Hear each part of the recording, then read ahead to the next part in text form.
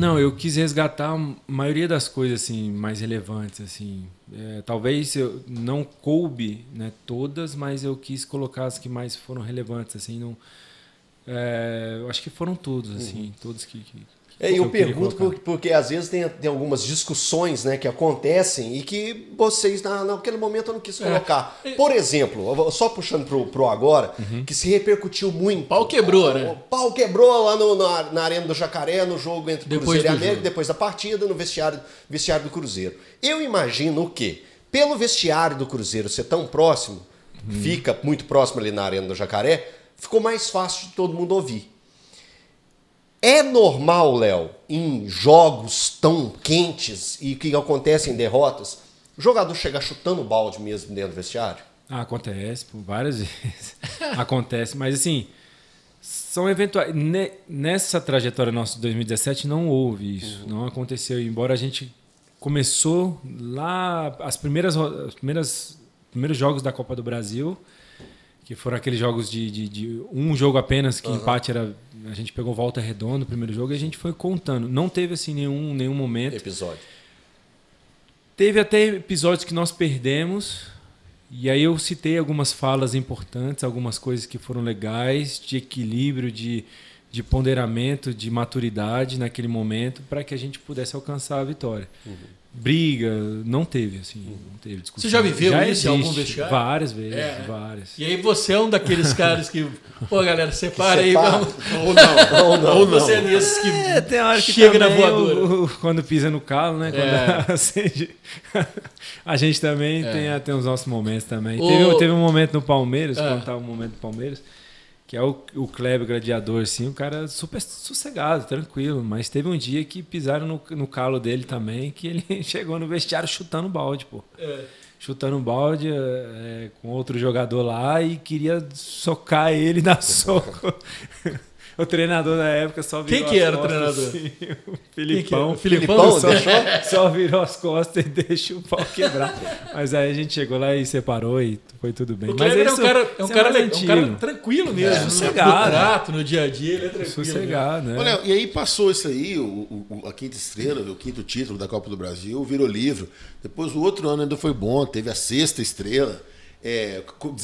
2019 começou muito bem, foi campeão mineiro, mas depois o negócio desandou de uma forma que o Cruzeiro começou a partir dali mergulhar na pior crise da sua história. E você estava lá nesses primeiros momentos, o que você viu? Você chegou a imaginar que o buraco ia ser tão fundo assim? Porque começou ali, ganhou o Mineiro, aí teve a denúncia de tudo que estava acontecendo, que o Fantástico foi, a Gabriela Oliveira publicou, né? Oliveira, né? Não, Gabriela Moreira. Moreira, perdão, Gabi. Gabriela Moreira. Depois teve o Cruzeiro foi eliminado pelo River na Libertadores e tal, mas aí começou um buraco que terminou com queda para a segunda divisão, dívidas imensas que foram aparecendo, que culminou com esses 3 anos na Série B. O que você conta dos bastidores dessa época, de um clima que era tão bom no Cruzeiro, que ficou tão pesado, que ficou tão difícil? Acho que o divisor de água foi a matéria, né, do Fantástico, né? A gente não tinha noção, né, até propriamente que a gente tinha ali a questão de vestiário. Depois foram abrangendo outras coisas que depois foram expostas, todo mundo ficou sabendo dessas questões. E aí ficou um negócio que ficou difícil de trazer algumas coisas, né? Que foram perdendo alguns elos, alguns eixos, algumas até hierarquias também, que acabou dificultando todo o processo. Mas a gente não tinha muita noção do que estava acontecendo depois que foram saindo as questões, que foram algo de cima para baixo, que isso dificultou bastante. Léo, então até aquela matéria, lá nos treinos entre vocês, comissão técnica, era vida normal? Assim, ninguém desconfiava de nada, ninguém achava que o Itair estava fazendo, o Itair e o Wagner, fazendo um tanto de coisa errada. Por exemplo, não tinha atraso de salário, os bichos, estava tudo ok? Estava tudo em dia. Tudo em dia. Libertadores, quase invicto, né? A gente acabou... Não, saiu Perdeu não, a gente perdeu perdeu o Emelec. verdade. Saiu da Libertadores pro campeão, né? Que o River foi campeão. 2 empates. Nos pênaltis e jogando bem, né? O segundo jogo jogou melhor que o River. Jogou melhor que o River. Exatamente. Jogamos melhor e, por detalhe, a gente não levou a vaga, né? E aí começou. Aí depois disso... E aí a gente estava até na semifinal da Copa do Brasil também. Inter, né? E até então tava tudo caminhando, né? Tava tudo... salário, tudo em dia, tudo certinho. E depois as coisas começaram, depois da reportagem do Fantástico, assim.